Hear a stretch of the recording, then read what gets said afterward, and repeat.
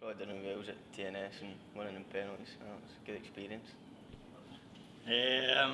Probably scoring for once, although it was 2 crosses, but the 2 goals against Peterhead, and then obviously we won that day, so that was a high point.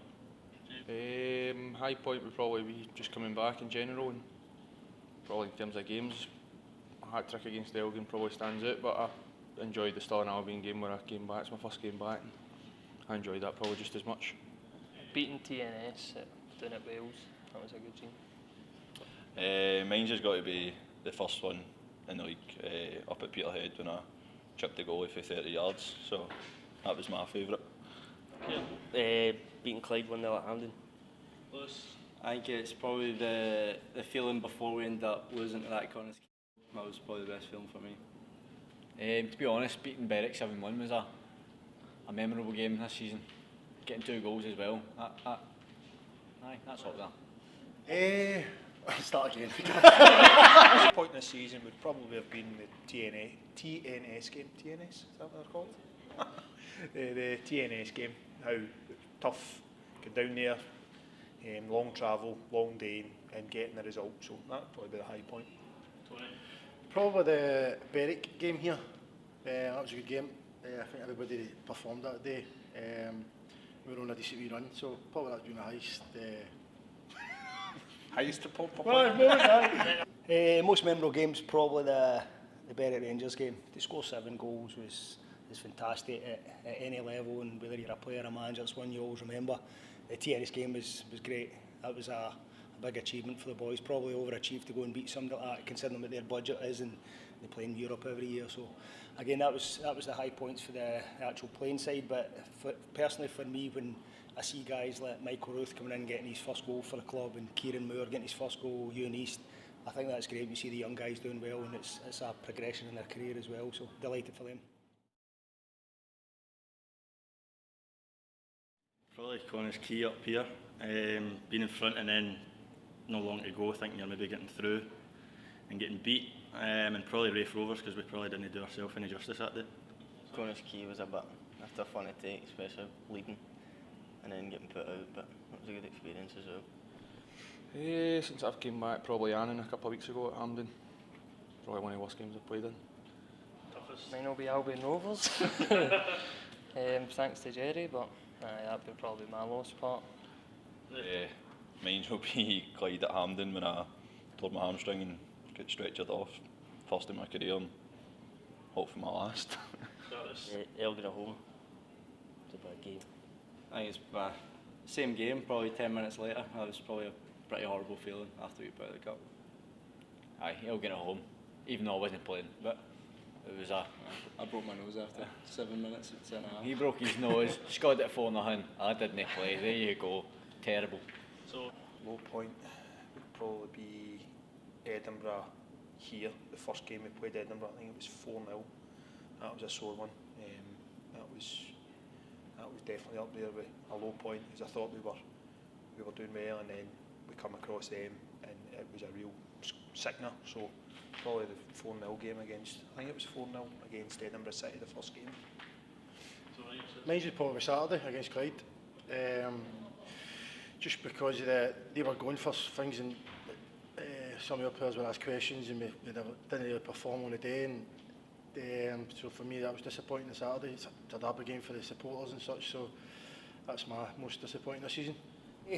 You're probably looking at the Elgin game, 4-0 at home, with the injuries that day, and eventually the scoreline at the end of it. It was a hard one to take. So listen, you're going to get bad results over the course of the season. You just got to accept it.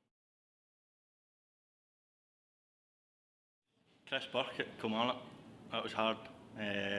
And then I would probably say the Rafe Rovers game as well. The 2 wingers, Armstrong and Flanagan. The 2 wingers against Rafe Rovers were tough opponents, so strong and fast. Billy Mortimer. Billy in training. It's probably got to be the easiest option, but I'd say good Willie's experience and it's decent to be fair, isn't it? The big boy in the middle of the park for Rafe Rovers. I don't know his name. I couldn't tell you. Tough one, but in terms of Players that I've liked that we've played against, like my boy Johnson at Annan, I thought was good. Not a great deal of them, to be honest. Good player, him though. Probably the Edinburgh City centre back. It's probably for me, it's got to be when I was at centre half against Goodwillie. He's a difficult guy to play against, especially as a striker. There's a few, to be fair. Goodwillie was no bad at the weekend when he chased me down for about 30 yards. Wee Chrissy Johnson's been no bad as well. There's been a good few. TNS, Connah's Key physically were something we've not faced this season, and probably Wraith Rovers in the Cup was the other one that I thought they were very, very decent that day. So I know you asked for one, but they were the two games for me that were definitely the toughest this season. No, I agree with Robert, especially Wraith Rovers. They were sharp, quick, the wingers were really good, the front players. So Wraith Rovers for me. The physical side, as Robert said, Connah's Key, that's something I've not really seen. But you know, they did well, they ended up going to a final, you know, so you've got to give them a bit of respect as well. So, but Wraith Rovers for me were a good side. Edinburgh, we've struggled. I don't think we've laid a glove on them this season. I don't think we've scored a goal. I think they're probably the best footballing team we've played, whereas we've beat Clyde and Peterhead and we've gave them tough times. So, but Edinburgh, we've not done well enough against them, which is disappointing. And thanks to the support for all their hard work and coming to the games during Saturdays and watching us, which can't be easy. Thanks to the supporters for travelling up and down Scotland, coming watching us. Thanks for all your support through the season. I know it's tough going to places like Elgin and Peterhead, and your support's really appreciated. Just thanks for getting blittered and coming to all the away games. Makes us feel better. Hear them singing and shouting and going down the road in the bus. Aye, definitely. For how many went down to Wales was brilliant. They were like that throughout the full season. Just want to say thanks to all the fans for coming and support us.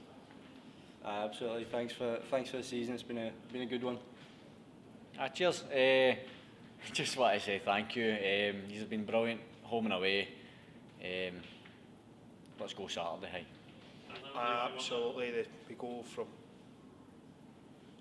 other ends of the world for us. So no, well done. Thank you very much for the continued support, and hopefully we'll do much better for us next season.